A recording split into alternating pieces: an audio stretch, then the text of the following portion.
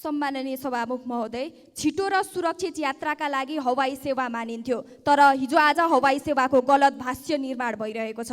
कहिले दुर्घटना त कहिले घण्टौँसम्म डिले भएर मौसमका कारण डिले हुनु अस्वाभाविक होइन। तर सभामुख महोदय, अति आवश्यक उपकरण सहितको मौसम पूर्वानुमान महाशाखा छ, तर एक अर्कासँग राम्रोसँग समन्वय नहुँदा डिले हुने पूर्व सूचना यात्रुलाई दिन सकिरहेको छैन। यात्रुले 1 मिनेट ढिला गरेमा जहाज नली उड्छ, तर यात्रु घण्टौँसम्म कुर्नुपर्ने विडम्बना यो कस्तो हो सभामुख महोदय? अन्य देशमा डिले हुने पूर्व सूचनाको जानकारी मोबाइलमा आउँछ, तर हाम्रो देशमा एयरपोर्टमा गएपछि मात्रै थाहा हुन्छ। सभामुख महोदय, विशेष गरी यस समस्याले बिरामी र ज्येष्ठ नागरिकहरू थप पीडामा परेका छन्। समयको बचत र अति आवश्यक कामको लागि यात्रुले महँगो हवाई भाडा तिरेर यात्रा गरेका हुन्छन्। त्यसैले डिले हुने पूर्व सूचनाको प्रभावकारी बनाउन सभामुख मार्फत सम्बन्धित निकायको ध्यानाकर्षण गराउन चाहन्छु। धन्यवाद। सम्माननीय सभामुख महोदय, खगेन्द्र नवजीवन केन्द्रसँग सरकारी बजेट छ, दर्जनौं रोपनी जग्गा छ, व्यापारिक भवन र सटरहरू पनि रहेछ, दाताबाट लाखौं रकम उठ्ने तर पारदर्शिता छैन।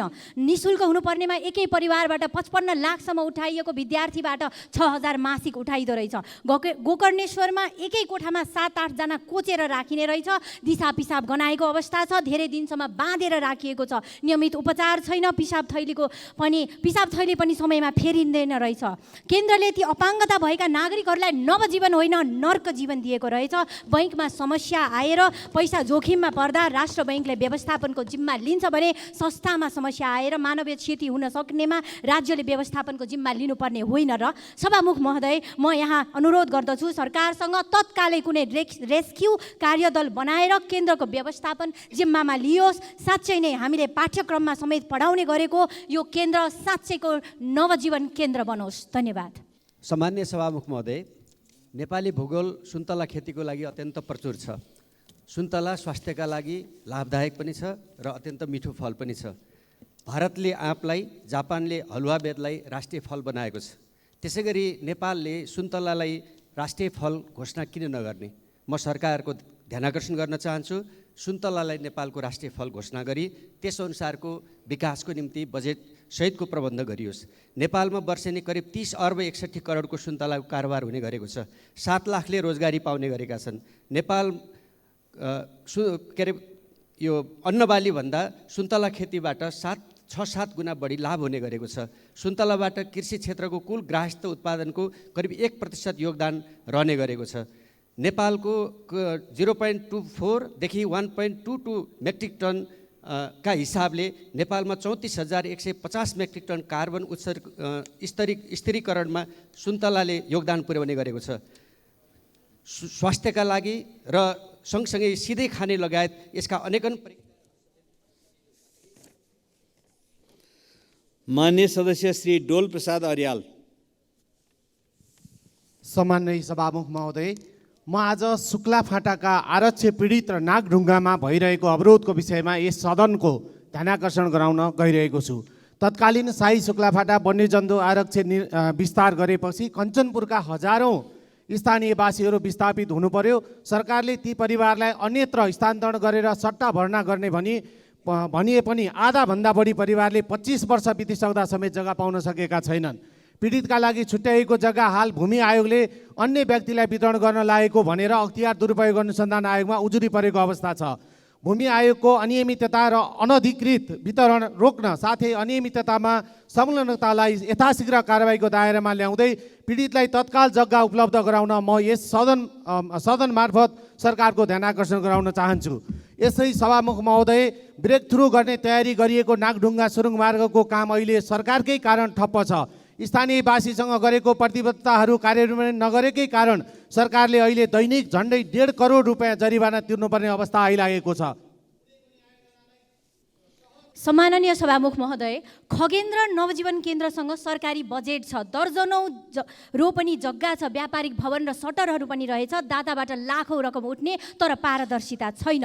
निशुल्क हुनुपर्नेमा एकै परिवारबाट 55 लाखसम्म उठाइएको विद्यार्थीबाट 6000 मासिक उठाइदो रहेछ। गोकर्णेश्वरमा एकै कोठामा 7-8 जना कोचेर राखिने रहेछ। दिशा पिसाब गनाएको अवस्था छ, धेरै दिनसम्म बाँधेर राखिएको छ, नियमित उपचार छैन, पिसाब थैली पनि समयमा फेरि दिँदैन रहेछ। केन्द्रले ती अपाङ्गता भएका नागरिकहरूलाई नवजीवन होइन नर्क जीवन दिएको रहेछ। बैङ्कमा समस्या आएर पैसा जोखिममा पर्दा राष्ट्र बैङ्कले व्यवस्थापनको जिम्मा लिन्छ भने संस्थामा समस्या आएर मानवीय क्षति हुन सक्नेमा राज्यले व्यवस्थापनको जिम्मा लिनुपर्ने होइन। र सभामुख महोदय, म यहाँ अनुरोध गर्दछु सरकारसँग तत्कालै कुनै रेस्क्यु कार्यदल बनाएर केन्द्रको व्यवस्थापन जिम्मामा लियोस्। साँच्चै नै हामीले पाठ्यक्रममा समेत पढाउने गरेको यो केन्द्र साँच्चैको नवजीवन केन्द्र बनोस्। धन्यवाद। माननीय सदस्य श्री दीपक खड्का। सभामुख महोदय, म सरकारको जवाफ चाहन्छु सभामुख मार्फत। असार 2 गते गएको बाढीले पुर्याएको 3टा जिल्लाको क्षतिका विषयमा सबै सम्मानित सदन जानकार छ। प्रधानमन्त्रीज्यू जानकार हुनुहुन्छ। मान्छे हराएका छन्, मान्छेको मृत्यु भएको छ, व्यवसायहरू मारमा परेका छन्, किसानहरूको खेती बाली सबै उडेका छ। यस विषयमा सरकार किन निर्णय गर्दैन, यसको स्पष्ट जवाफ चाहन्छु सभामुख मार्फत। सम्माननीय सभामुख महोदय, सङ्खुवा सभाको किमाथाङका नाकामा कोभिड अगाडि सुत्केरी भएर आएको महिला नाका बन्दका कारण बच्चा ठुलो भइसक्यो, घर जान पाएन। अहिलेसम्म नाका खुल्दैन, के कारण हो? म सरकारको जवाफ चाहन्छु सम्माननीय सभामुख महोदय। अहिले लघुवित्त सहकारी दुग्ध किसानको समस्याहरू जल्दोबल्दो रूपमा सडकमा आइसक्यो, सरकार किन भन्छ यसको पनि म जवाफ चाहन्छु। यिनै कुराहरूको म निवेदन गर्दछु। धन्यवाद। माननीय सदस्य श्री दीपा शर्मा। सम्माननीय सभामुख महोदय, जति कुरा गरे पनि सरकारले नसुन्ने कुराको आज पनि यो सदनमा पुष्टि भएको छ। म नसुने पनि सुनाउन जबरजस्त सुनाउन चाहन्छु। राष्ट्रिय गौरवका आयोजनाहरूमध्ये बाँकेमा रहेको सिक्टा सिँचाइ आयोजना अहिले पनि अलपत्र छ। 2063 सालदेखि सुरु भएको त्यो आयोजना बजेट अभावका कारणले अलपत्र परेको कुरा म यो सदन मार्फत सरकारलाई सुनाउन चाहन्छु। बजेटको अभाव हुन नदिन अब आउने बजेटमा पर्याप्त बजेटको व्यवस्था गरी त्यो क्षेत्रका बाँके जिल्लामा रहेका र त्यो क्षेत्रमा रहेका सम्पूर्णलाई अन्न बाली उत्पादन गरेर हामीले अन्नलाई आयात गर्ने होइन निर्यात गर्ने अवस्थामा पुर्याउनका लागि सरकारले ध्यान राखोस्। अहिले हामीले जे खालको राष्ट्रिय गौरवका आयोजनाहरूलाई बजेट घटाउने, वास्ता नगर्ने, अलपत्र पार्ने खालका काम रहेका छन्। यसलाई अविलम्ब बजेटको व्यवस्था मार्फत राष्ट्रिय गौरवका आयोजनाहरूलाई कामको तीव्रता दिनका लागि बजेटको माननीय सदस्य श्री दिलेन्द्र प्रसाद बडु। सम्माननीय सभामुख महोदय, केही दिन यता छापाहरूमा लगातार निरन्तर रूपमा दुग्ध किसानहरूले आफ्नो दुध सडकमा फालिरहेका छन्। यस्तो हृदय विदारक चित्र देखेर यो सरकारको मन किन छुँदैन? सरकारको कृषि मन्त्री कहाँ हुनुहुन्छ? के गर्दैछ सरकारले यसको समस्या निराकरणका निमित्त? जान्नुपर्ने आवश्यकता छ, सदनलाई जानकारी हुनु पर्यो। मिटर ब्याज पीडितहरूका समस्या समाधान गर्न हामीले पछिल्लो संसदबाट कानुन बनायौँ, तर आज पनि सबैतिरबाट फेरि काठमाडौँ धाउनुपर्ने अवस्था किन रह्यो? यदि यो कानुनमा अझै त्रुटि रह्यो भने ल्याउनु पर्यो, सरकारले संशोधन गरौँ, समाधान गरौँ यो समस्याको। होइन कानुन बनेर पनि यदि सरकारले यसलाई कार्यान्वयन गर्न सकिरहेको छैन भने यो अर्को गम्भीर विषय हो। त्यसकारण सरकारले यी सबै विषयमा छिटोभन्दा छिटो जवाब चाहिन्छ, संसदमा जवाब दिनु पर्यो। हस्, धन्यवाद। माननीय सदस्य श्री दुर्गा राई।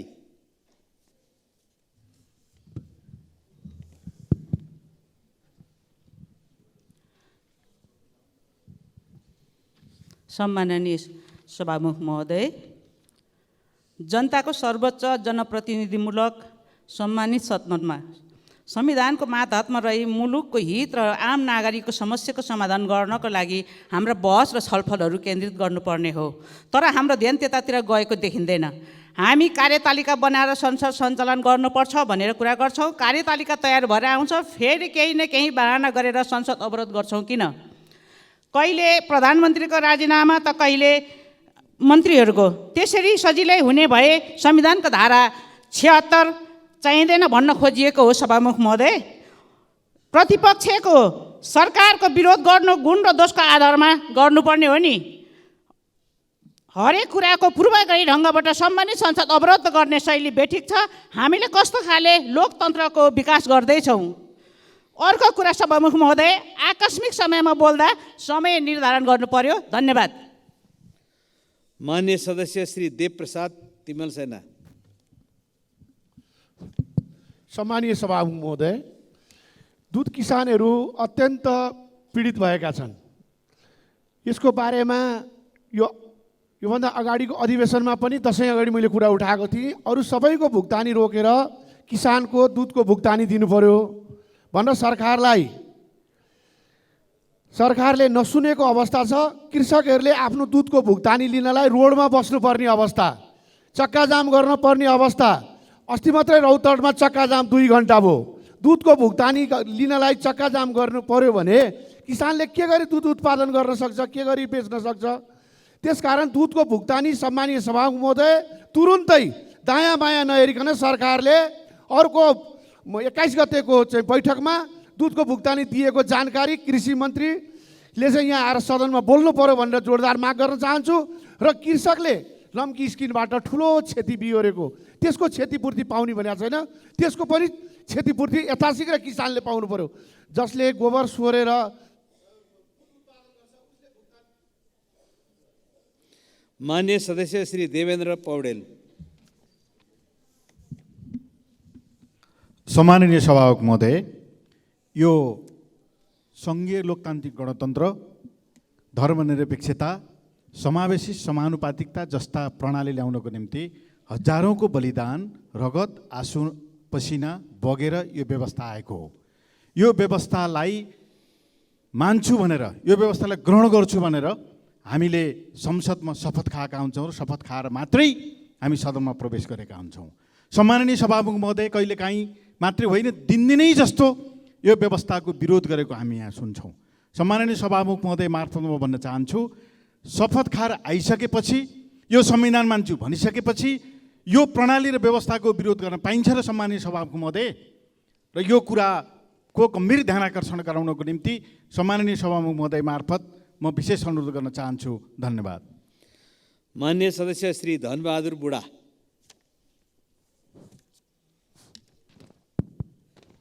सम्माननीय सभामुख महोदय, डोल्पा जिल्लाको विमानस्थल धाउनमार्ग मर्मत गर्नुपर्ने भएकोले 2080 साल फागुन 16 गतेदेखि बन्द भएको छ। त्रिपुरा सुन्दरी नगरपालिका वार्ड नम्बर 7 स्थित मसिनेचौर विमानस्थल निर्माण कार्य सम्पन्न भएको 1 वर्ष बितिसक्दा मैले बारम्बार पहल गर्दा पनि हवाई जहाज उडान परीक्षण हुन सकेको छैन। तसर्थ उक्त मसिनेचौर विमानस्थल उडान परीक्षण गरी यथाशीघ्र नेपाल एयरलाइन्सको जहाज निजी क्षेत्रको जहाज नियमित रूपमा सञ्चालनमा ल्याउन हुन यो सम्मानित सदन मार्फत सरकारको ध्यानाकर्षण गर्न चाहन्छु। धन्यवाद। मान्य सदस्य श्री धवल शमशेर जङ्गबहादुर राणा।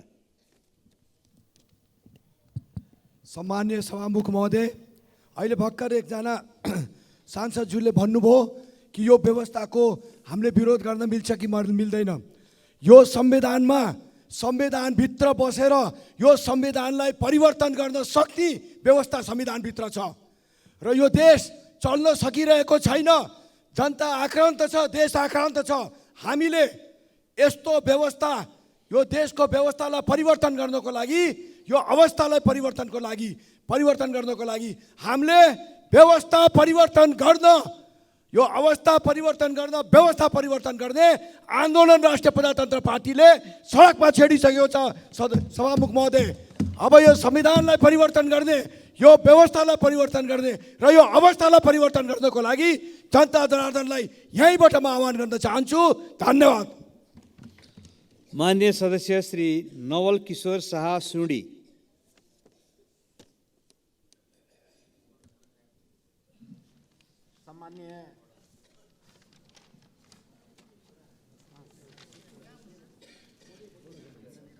सम्माननीय सभामुख महोदय, आज यो समस्या त हाम्रा सम्पूर्ण साथीहरू उठाइराख्नु भएछ।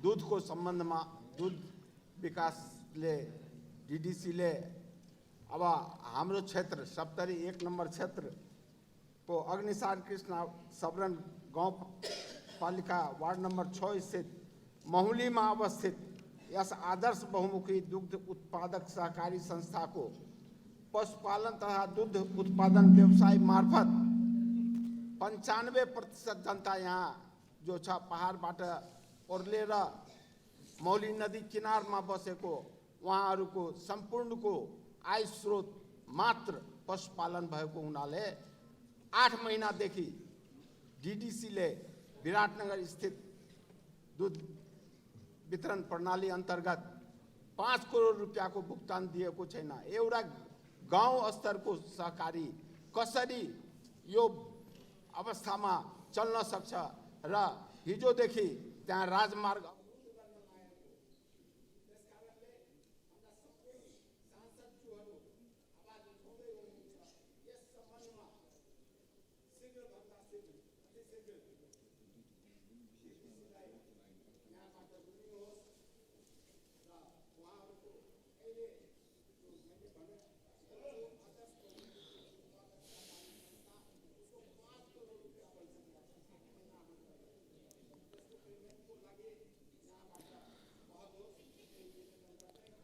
माननीय सदस्य श्री नारायणी शर्मा। सम्माननीय सभामुख महोदय, हालै चितवनमा एउटा हृदय विदारक घटना घट्यो। विद्यालयको होस्टेल रुममै 14 वर्षीय छात्रा शालिन झुन्डिएको अवस्थामा भेटिन्। 5 दिनपछि शिक्षण अस्पतालबाट रिपोर्ट बलात्कारपछि हत्या हो भन्ने आयो। कतै शालिनको पनि निर्मलाको जस्तै केस गुमनाम हुने स्थिति नबनोस्, तुरुन्त छानबिन गरी दोषीलाई कानुनको दायरामा ल्याइयोस्। स्कुल होस्टेलमा निगरानी र अनुगमन गर्ने कुरालाई व्यवस्थित गरियोस्। स्वर्गद्वारी गुठी पीडित मोही किसान सङ्घर्ष समितिबाट विगत केही दिनदेखि दाङको घोराइमा भइरहेको आन्दोलनप्रति सरकारको ध्यान आकर्षण भई भूमि व्यवस्था सहकारी तथा गरिबी निवारण मन्त्रालय सहसचिव कृष्णप्रसाद सापकोटाको नेतृत्वमा वार्ता समिति गठन गरेकोमा सरकार तथा सो मन्त्रालयलाई धेरै धेरै धन्यवाद दिन चाहन्छु र सो वार्ता समितिले किसानहरूका माग पुरा गरी छिटोभन्दा छिटो समस्या समाधान गरोस्। मान्य सदस्य श्री निर्मला कोइराला।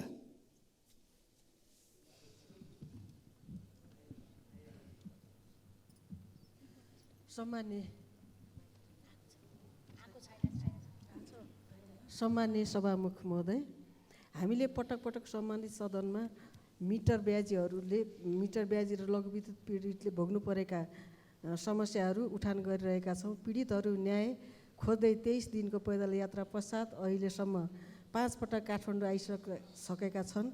पीडित महिलाहरू, ज्येष्ठ नागरिकहरू पैदल यात्रा गर्दा एकातिर पैतालाका छाला खुइलेर चर्याइरहेका घाउ बोक्दै काठमाडौँका सडकमा न्याय माग्दै हिँडिरहँदा सरकारलाई कति पनि छुन सकेको छैन। उल्टै पीडितहरूलाई धरपकड गर्ने काम भएको छ। सभामुख मार्फत अब कति पनि विलम्ब नगरिकन मिटर ब्याजी पीडितहरूका काम माग पुरा गर्न पीडितहरूलाई घर फर्कने वातावरण सिर्जना गर्न म सभामुख मार्फत सरकारको ध्यान आकर्षण गराउन चाहन्छु। धन्यवाद। सम्माननीय सभामुख महोदय, छिटो र सुरक्षित यात्राका लागि हवाई सेवा मानिन्थ्यो, तर हिजो आज हवाई सेवाको गलत भाष्य निर्माण भइरहेको छ। कहिले दुर्घटना त कहिले घण्टौँसम्म डिले भएर मौसमका कारण डिले हुनु अस्वाभाविक होइन। तर सभामुख महोदय, अति आवश्यक उपकरण सहितको मौसम पूर्वानुमान महाशाखा छ, तर एक अर्कासँग राम्रोसँग समन्वय नहुँदा डिले हुने पूर्व सूचना यात्रुलाई दिन सकिरहेको छैन। यात्रुले 1 मिनेट ढिला गरेमा जहाज नली उड्छ, तर यात्रु घण्टौँसम्म कुर्नुपर्ने विडम्बना यो कस्तो हो सभामुख महोदय? अन्य देशमा डिले हुने पूर्व सूचनाको जानकारी मोबाइलमा आउँछ, तर हाम्रो देशमा एयरपोर्टमा गएपछि मात्रै थाहा हुन्छ।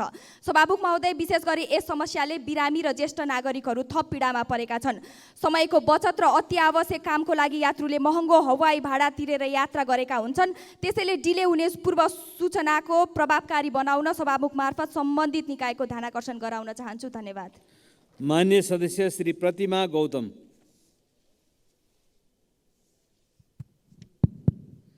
सम्मानीय सभामुख महोदय, काठमाडौँ देशको राजधानीमा रहेको 3 कुने कसैले नचिन्ने कुरै भएन। एउटा सुन्दर स्थान बेला बखत विभिन्न राष्ट्रका विशिष्ट पाहुना आउँदा करोड लगाएर दुलै झैँ सिँगारिएको देख्ने गरेका छौँ। तर ती तीन कुने भित्रका कति मनहरू रोइरहेका छन्, कति भाँचिएका छन्, त्यहाँका कथा व्यथा कारुणिक छन्। आफ्ना बाउ बाजे पुर्खाले आर्जेको जमिन सरकारले विकासको आवश्यकता महसुस गरी आफ्नो पोल्टामा लिएको दशकौँ भयो, तर त्यहाँका बासिन्दाहरूलाई सम्बोधन गर्ने विषयमा सरकारले चासो देखाएको छैन। उक्त जग्गा धनीहरूलाई दिनुपर्ने उचित मुआब्जा क्षतिपूर्तिको विषयमा सरकार कहिले गम्भीर भएन। यो विषय आउँदा सरकार सधैँ चिर निन्द्रामा रह्यो। सभामुख महोदय, व्यक्तिको सम्पत्ति सरकारले लिँदा के तिनीहरूलाई उचित क्षतिपूर्ति मुआब्जा दिनु पर्दैन? कति वर्षसम्म कुर्नु पर्ने हो या दिँदै नदिने हो? सरकारले अब स्पष्ट जवाफ दिनु पर्यो। यसरी जनतालाई अन्योलताको भुङ्ग्रोमा पिल्स्याउने काम बन्द गरी यथाशीघ्र उचित मुआब्जा दिने कार्य गरियोस् भन्दै सभामुखज्यू मार्फत सरकारको गम्भीर। माननीय सदस्य श्री प्रतीक्षा तिवारी। सम्माननीय सभामुख महोदय, 1 मिनटको शून्य समयमा मान्यज्यूहरूले उठाउनु भएको विषय यो सरकारले सुन्न सकेन, बुझ्न सकेन, सम्बोधन गर्न सकेन। तसर्थ सम्मान्य सभामुख महोदय, यो शून्य समय 1 मिनटबाट बढाएर 3 मिनट गर्न सभामुखज्यूको ध्यानाकर्षण गराउन चाहन्छु। सभामुख महोदय, यो सरकार साँच्चीकै जनतालाई नटेरेको हो कि प्रतिपक्षलाई सदनलाई नटेरेको हो कि भन्ने अवस्था जनतालाई भइसकेको छ। मिटर बाजीका पीडितका समस्या, लघु वित्त सहकारीका समस्या र दुग्ध उत्पादन गर्ने जुन दुग्ध किसानहरूका चाहिँ समस्या छन् त्यो सरकारले सुन्नु पर्दैन, सम्बोधन गर्नु पर्दैन। सभामुख महोदय, तसर्थ यो सरकारलाई गम्भीर ध्यानाकर्षण गराउन चाहन्छु कि यी जनताका समस्या सरकारले आँखा खोलेर कान सुनेर जनताका प्रत्यक्ष समस्या यी नेपाली नागरिकका समस्या हुन् भन्ने ढङ्गले समाधान गरोस्। माननीय सदस्य श्री प्रदीप यादव। सम्मानीय सभामुख महोदय, नेपाल सरकारले केही दिन अगाडि टिकटकमा प्रतिबन्ध लगायो, जुन स्वागत योग्य निर्णय थियो। किनभने सामाजिक सञ्जाललाई टिकटकले दुरुपयोग गरेर विभिन्न समुदाय, धार्मिक, सांस्कृतिक र वेशभूषाका व्यक्तिहरू बीचको सामाजिक सद्भाव र पारिवारिक एकतामाथि खलल पुर्याउने काम गरिरहेको थियो। त्यसको लागि टिकटक नै सबैभन्दा बढी माध्यम बनाइएको थियो र अहिले पनि बनाइएको छ। किनभने टिकटकमा नेपाल सरकारले प्रतिबन्ध लगायो तर कागजमा नै सीमित भयो। नेपाल सरकारको निर्णय केही इन्टरनेट सेवा प्राध्यापक कम्पनीले टेरेको छैन, टिकटक चलाइ नै राखेको छ। नेपाल सरकारको निर्णय केही इन्टरनेट सेवा प्रदायकले मानेको छैन भने सरकारले सक्दो कारवाही गर्नु पर्यो र सरकारसित हिम्मत छैन भने पूर्ण रूपले टिकटक चाहिँ खुला गरिदिनु पर्यो। किनकि नेपाल सरकारको टेक्नोलोजी नै कमजोर छ। यही भारतमा टिकटक प्रतिबन्ध छ तर कुनै पनि माध्यम। माननीय सदस्य श्री बद्री प्रसाद पाण्डे। मनसुन सुरु हुन करिब 3 महिना मात्र बाँकी छ। वैशाख जेठपछि गरिने विकास बजेटको चरम दुरुपयोग र आयोजनाहरूको गुणस्तरताहीनताले अभिशप्त असारे विकासका नाममा लान्छित छ। चालु आर्थिक वर्षको 8 महिना बितिसक्दा 20% हाराहारी मात्र पुँजीगत खर्च हुनुले यसपटक पनि यो नियति दोहोरिने हो कि भन्ने चिन्ता बढाएको छ। यस वास्तविकतालाई गम्भीरतापूर्वक लिँदै निर्माण कार्यमा द्रुत प्रणाली अपनाउन साथै पिछडिएको क्षेत्रको इपिसेन्टरकै रूपमा रहेका जिल्लाहरू बाजुरा, हुम्ला, मुगु, कालीकोट, अछाम र बझाङको जीवनस्तरमा प्रत्यक्ष प्रभाव पार्न सक्ने सेती लोकमार्ग, कर्णाली करिडोर, साँफे बगर, मार्तडी, कोल्टी लगायतका सडकहरूको निर्माण, गुणस्तर सुधार र सडक खण्डका पुलहरूको निर्माणमा उच्च प्राथमिकताका साथ कार्यान्वयनमा तीव्रता दिन सम्माननीय सभामुखज्यू मार्फत नेपाल सरकारको गम्भीर ध्यानाकर्षण गर्न चाहन्छु। धन्यवाद। जय नेपाल। माननीय सदस्य श्री बलराम अधिकारी।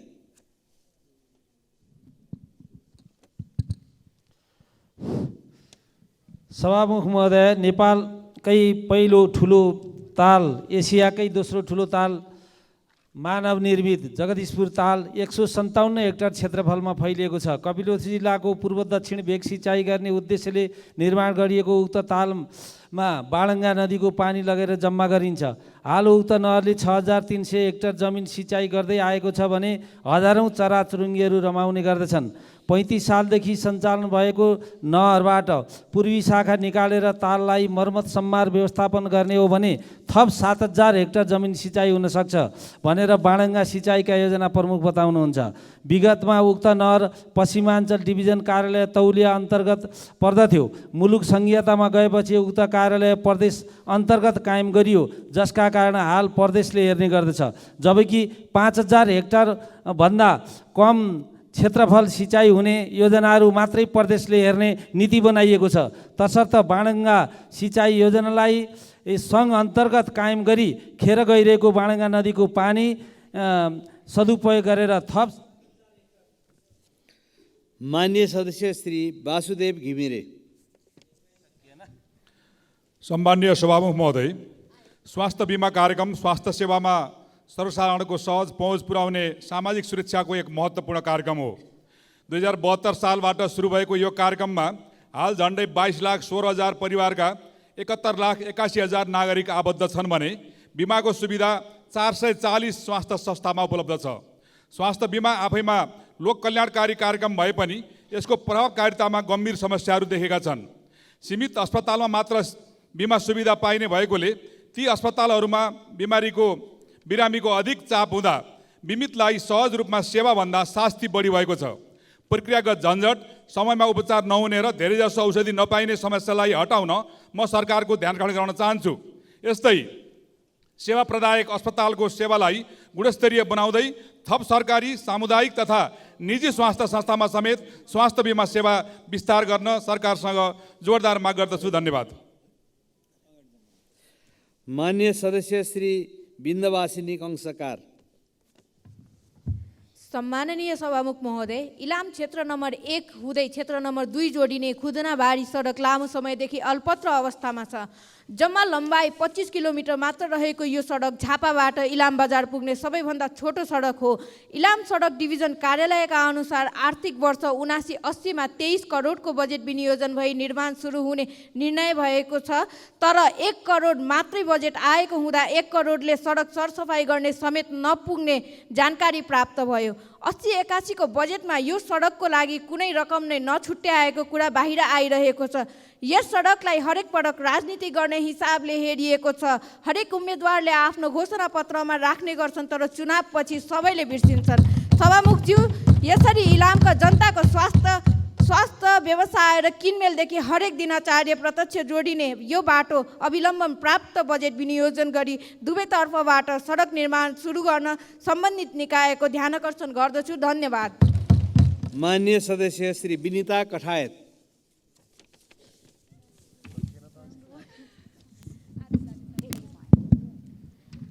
सम्माननीय सभामुख महोदय, जब गाउँमा बाटो पुगेको थिएन त्यति बेला त्यहाँ मान्छे बस्ने गर्दथे। अहिले बाटो छ, मान्छे छैनन्।